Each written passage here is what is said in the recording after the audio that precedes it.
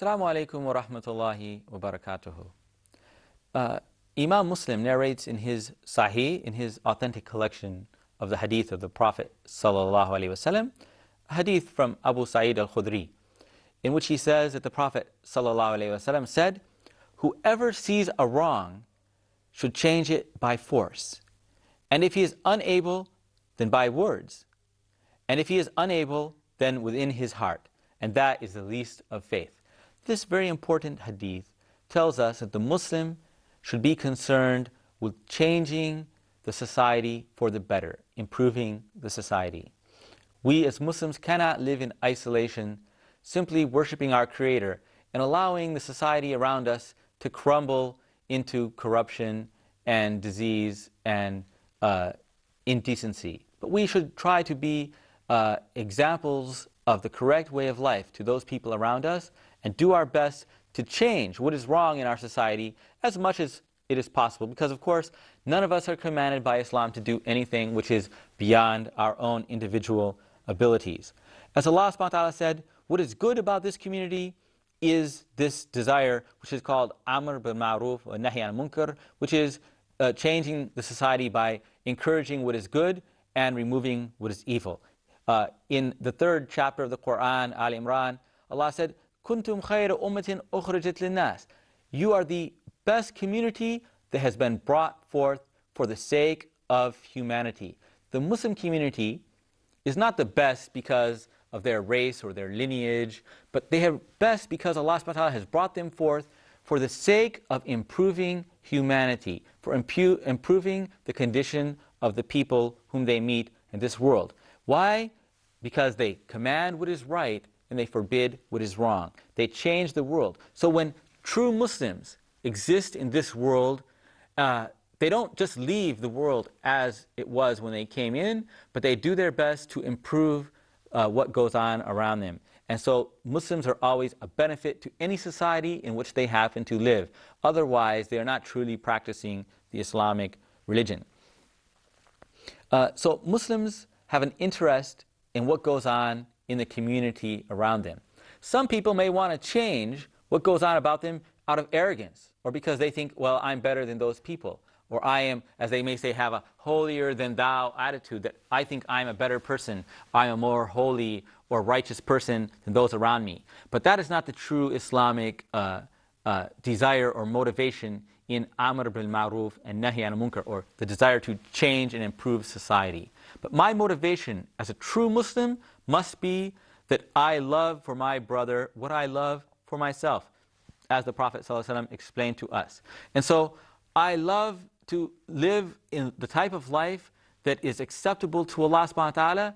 I hate that I would fall into sin and to harmful behaviors and practices.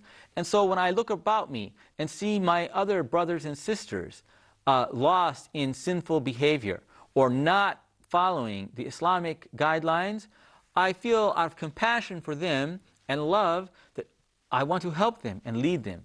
And so this shows you that the person who truly has the Islamic motivation of love and compassion for others will take the means which are most likely to be effective in dealing with those people. The person who tells other people what to do out of a bad attitude, thinking he's better, out of an attitude of arrogance, that person is going to be harsh and unjust and cruel in the way that he approaches people. Because very often, such people don't really want to change the society at all. They're not really thinking about the welfare of the society. What they really want to do is simply prove that they are better than the people around them. So, if I find myself in a place where I'm the only one who is making prayers in the mosque, and by my attitude, I drive other people away from the mosque by my bad behavior, then I'm not truly following this hadith at all. But what I'm doing is simply trying to prove that I am the best Muslim in this neighborhood. But if I really would love all of my neighbor Muslim brothers to join me in prayer in the mosque, then I'm going to try my best to have the kind of behavior, the kind of human relations that will attract them.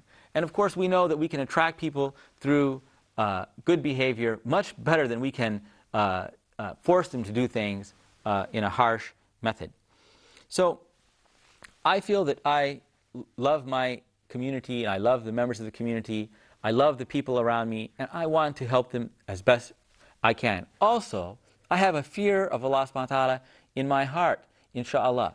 And that fear of Allah is that Allah has told us in the Quran that if a community is corrupt and base and disregarding Allah subhanahu wa ta'ala, that they're going to be punished. The whole community is going to receive the punishment of Allah subhanahu wa ta'ala.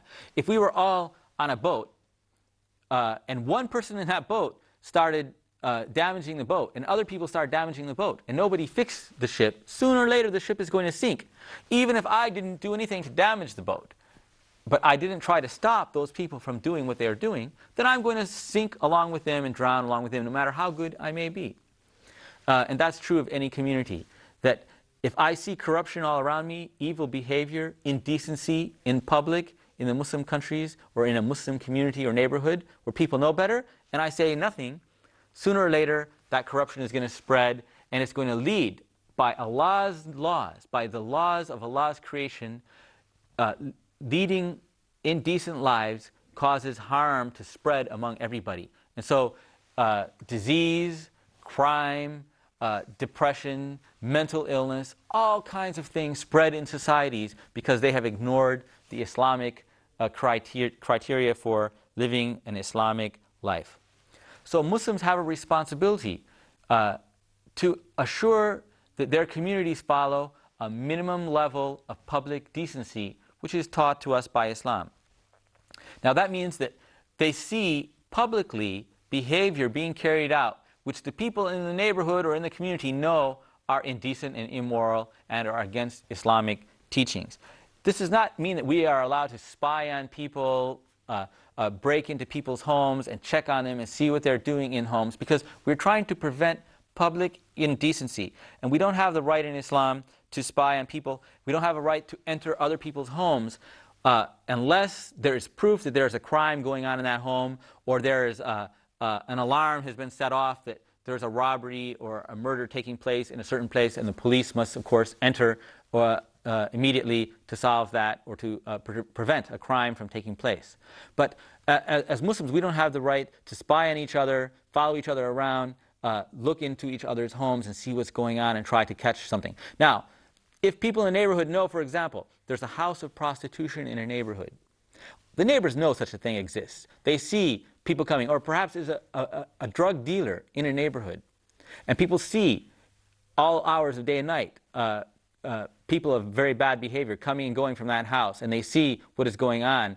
The neighbors inform, for example, public officials. Then the public officials have the right, in fact, the duty to investigate this behavior because there's evidence from the public in general. But we're not allowed to follow rumors. Oh, there's a rumor about so-and-so, or I heard about so-and-so, or I'm suspicious of so-and-so, because suspicion is not Islamic evidence, and it's not correct for us to form any type of judgment in our treatment of people based on suspicion or gossip or rumors. Also, it's meaningless to try to enforce Islamic standards on a society that is totally ignorant of Islam. And this is why there cannot be Amr bil Ma'ruf and Nahi an al-Munkar, enforcing what is right and forbidding what is wrong, when there is no da'wah and when there is no teaching of Islam. The Prophet ﷺ spent many years gradually teaching his companions the Islamic way of life in order to create an ideal Islamic community, and a model community that still exists for us in the Sunnah of the Prophet ﷺ that we can admire and we can try to emulate. But he did not come the first day the Quran was revealed and try to enforce Islamic behaviors on the society of the pagans living in Mecca in Arabia at that time. That would have been meaningless and impossible. First, you have to raise up community standards through da'wah, through teaching, through reminding them with words of the Islamic standards. And after the Muslim community as a whole accepts the standards of behavior that are taught by Islam, then it's possible legally to enforce those standards, because they became the standards that are accepted by everyone in the community, and it's not permitted for one or a few individuals to break those standards. So by this hadith, we have three different levels of enforcement. One is by legal authority, the person who has the right legally to enforce. Not only, for example, in the government, but for example, in the traditional family, the father has the right to enforce correct behavior on his children, on his wife, on the people living in his household, correct Islamic behavior. In traditional communities, the elders of the community are also obeyed, and so he has the right to and duty to command people to do what is right and forbid what is wrong. Otherwise, it is our duty to preach, to teach the public in general, and also when we see individuals, to try to talk to them. But if I want to affect, with my words, affect an individual, then the best way to do that is secretly and private, not to humiliate that person, not to drive that person away, but try to attract him to Islam and to talk to him privately, quietly, and advise him. And lastly, if I'm powerless to change my society, even by preaching, talking, reasoning, at least I have to not be attracted to their lifestyle in my heart. But I must in my heart know what is right and wrong, love what is right, and detest in my heart what is wrong, even if I'm the only person left in the society who is following the Islamic teaching. That the Prophet ﷺ called the least part of Iman. The least part of faith is to love the truth and to hate what is wrong. وَجَزَاكُمْ اللَّهُ خَيْرًا. وَالسَّلَامُ عَلَيْكُمْ وَرَحْمَةُ اللَّهِ وَبَرَكَاتُهُ.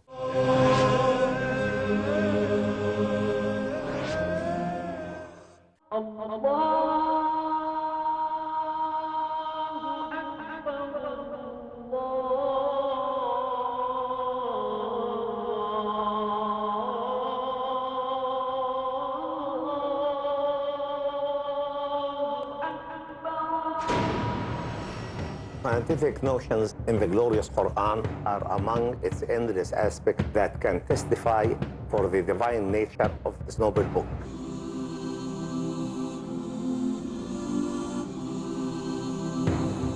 These scientific notions are probably the best addressed to the people of our time.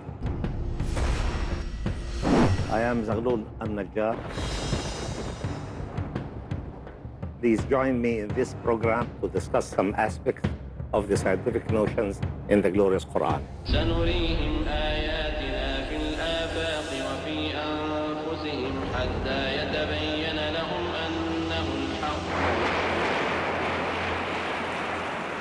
Created the universe to appreciate the word-to-word authenticity of scientific notions and proven facts mentioned in the glorious Quran 1400 years ago in Scientific Notions in the Glorious Quran, every Friday at 11 p.m. Saudi Arabia and 12 a.m. UAE on Peace TV. Analyze your mistakes. Have you ever tried to overcome your anger? Realize your weakness. Do you find it difficult to control your tongue? Diagnose your moral sickness. Have you ever felt that your intentions are corrupt? Learn the steps essential to nourish our souls in Purification of the Soul. Every Friday at 4 p.m. Saudi Arabia and 5 p.m. UAE on Peace TV.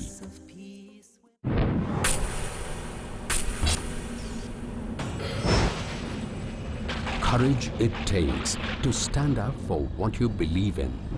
Courage it takes to be true and righteous. Courage it takes to dare and answer your questions, be they social, political, economic, educational, or religious. To get clear and convincing answers, test your courage and question me in Dare to Ask.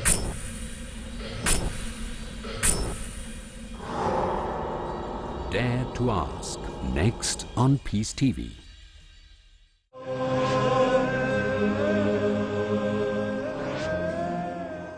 Assalamu alaikum wa rahmatullahi wa barakatuhu. In the collection of the 40 Hadith by Imam Nawawi, he narrates a hadith from Abu Huraira, in which the Prophet ﷺ gave us some very important advice. Do not envy one another. Do not deceptively overbid one another. Do not hate one another. Do not turn your backs on each other. Do not undercut one another's sales. servants of Allah, but be brothers.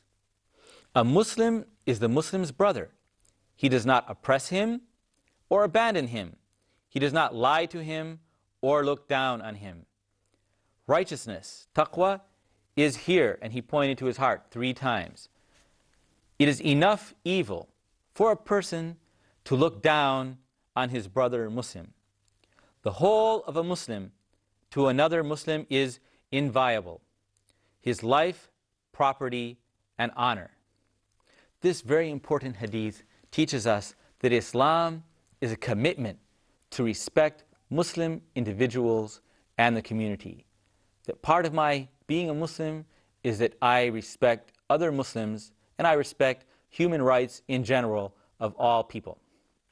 The Prophet ﷺ said, first of all, do not envy one another. Of course, we know that the commandment not to envy is one of the important universal commandments which have been given by Allah subhanahu wa ta'ala to all the prophets of Allah, which have been found in the Torah, for example, in the Gospel of Jesus, and in all teachings of all prophets, and of course in the Quran and in the Sunnah of the Prophet Muhammad sallallahu alaihi wasallam. Envy is a kind of poison that exists in the relations between different people, between me and the people around me. If I have envy, it means that I am ingrateful to Allah subhanahu wa ta'ala for the blessings that He has given for me. And I lack confidence or iman in Allah subhanahu wa ta'ala. So I know that Allah subhanahu wa ta'ala, for example, is the source of all my blessings, and that He will give me and has the ability to give me whatever sustenance I need in my life. And yet, when I see somebody else who has something that I lack, I want that, and I wish that that would be taken away from that person and given to me. I feel that if my brother so-and-so has this wealth or this beautiful house, that I'm not going to be happy until I get that house taken away from him and given to me. At least if I can't have everything, I don't want you to have anything either. At least I will be happy if you are suffering. This is exact opposite of the Islamic attitude. So the Islamic attitude towards each other as brothers or as sisters comes from our belief and iman in Allah subhanahu wa ta'ala. That when I have confidence in Allah and I trust in Allah and know that Allah is going to give me everything that I need, and if I strive, I will be able to live in this life, inshallah, then I will not need whatever so-and-so has or whatever so-and-so has, and I will not desire it. Now, many times we say that I'm envious of somebody. I see somebody, for example, a very knowledgeable and great scholar, and I say I'm envious of him, but that's not what is meant by this hadith. Or I see a wealthy Muslim, and I see that person is doing many good deeds, building mosques or doing acts of charity with his money, and I'm envious, meaning that I desire to be like that person. That is not what is meant by envy in this case. So if I see a person of great knowledge or a person of beautiful worship and conduct, and I desire to emulate that person, that is a good thing. That's not envy. Envy means trying to take away what that person has and getting it for yourself alone. If I see a wealthy person as a Muslim, most of us don't like poverty. And in fact, poverty is a very near thing to kufr or disbelief in Allah subhanahu wa ta'ala. Because when a person is suffering in poverty, they often lose hope and they often start to blame Allah subhanahu wa ta'ala for their suffering. And so it's very easy for a person who is suffering greatly to lose hope in Allah, and we should all seek refuge in Allah subhanahu wa ta'ala from poverty. As the Prophet ﷺ did in every one of his prayers, he would seek refuge in Allah subhanahu wa ta'ala from poverty. So we all would like to have a certain portion of wealth in this world.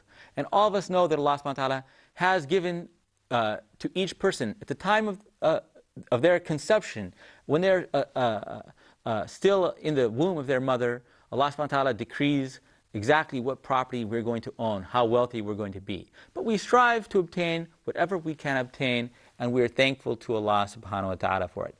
There's a way of curing envy, and that is that instead of always looking at those people who have much more than me and seeing the lifestyle of the rich and famous, instead I look at those people who are unfortunate, who have less than me, and that will make me thankful for my own benefits that I enjoy, and it will make me also compassionate towards others, instead of inspiring me to envy others and wish that I had what they had. This source of envy must be eliminated from our souls, and the only way to do that is to repent to Allah subhanahu wa ta'ala, learn about Allah's beautiful and perfect attributes, so that we have confidence and hope in Allah subhanahu wa ta'ala. And I don't feel that after that I will have to take from others in order to benefit for myself. The next thing the Prophet ﷺ taught is what is called overbidding, or it's called najis. And this term especially relates in sales that are done by auction, which is a competitive bidding, where there is a group of people and they're offered one particular item and they compete with each other until the one who is ready to offer the highest price, then that person obtains that item. And so in an auction, each person who gives a bid must have the desire for trying to obtain that item. What is forbidden here is not competing with each other. So you and I are in an auction. There's something that we need or desire for sale, and I try to buy it, and you bid above me and I bid above you, and eventually you bid more than I'm willing to pay. So you think the object is worth more to you, and you're willing to pay more than I'm willing to pay or able to pay. And so you are permitted, and of course it is permitted to you to buy that item for the price which you have bid. What is forbidden here is that you will participate in this auction only to drive the price up, and you have no desire whatsoever to obtain the item yourself.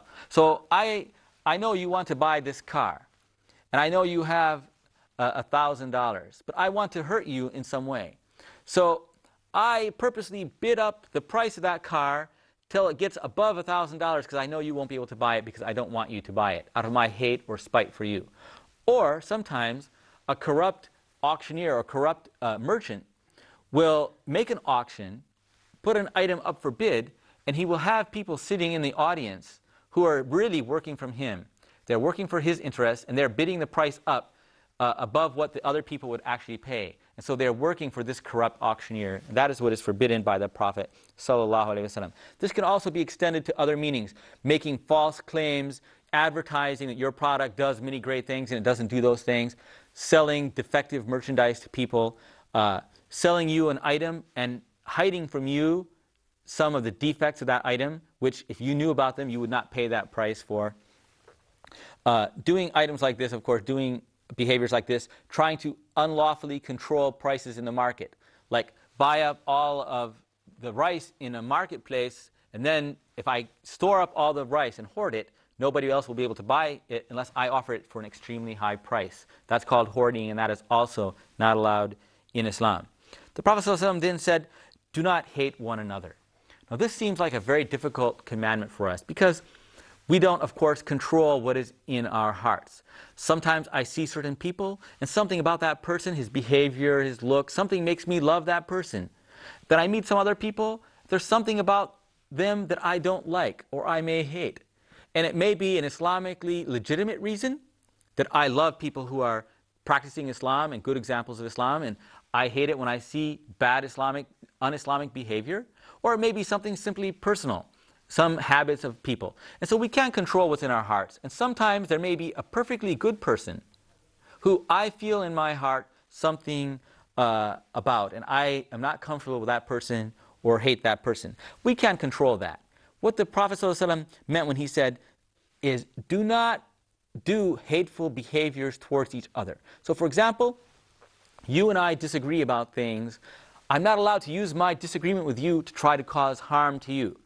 Nor should we divide ourselves into groups and factions, fighting each other because we're jealous or hate or hate each other. So very often we find people, for example, leaders in the Islamic community, but they have a personal problem, and the two dislike each other, and so they cause factional division, and each one takes some of the Muslim community and divides them and brings them to himself. They're only loyal to that person whom they like, and they do evil things and say evil things about the person whom they do not like, and this is not permitted in Islam. The Prophet ﷺ also said here, do not turn your back upon each other. Do not cut off relations from each other except for legitimate reasons. And do not try to cut off sales. If I make an agreement with my brother. He sells me something for $5. Then you come to me and say, oh, give that back to him and I'll sell the same thing to you for less. After we already engaged in the agreement, that's not allowed. Do not seek to hurt each other, oppress each other. Do not abandon people with need, but support each other as a community. And that is the basic Islamic building block of community. Do not lie. Hearing the truth from your Muslim brother is your basic human right, not to be lied to, not to be deceived. Do not belittle others. Don't look down upon people who are poorer than you, less knowledgeable than you, not from the same race or same culture as you, but treat people as your brothers and treat them equally, and respect the private property and honor and person of every Muslim and of every human being. وَجَزَاكُمُ اللَّهُ خَيْرًا. Assalamu alaikum wa rahmatullahi wa barakatuhu.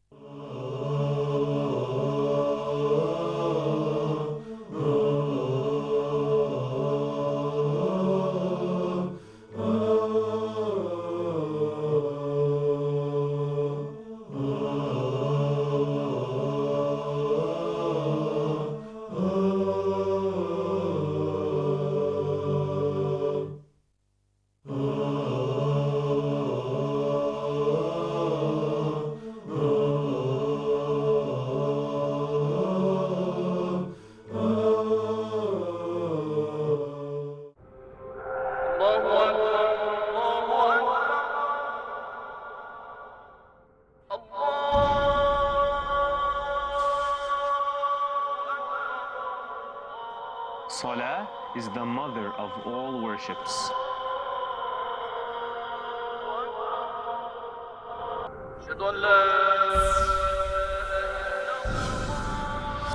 Salah is your appointment with Allah.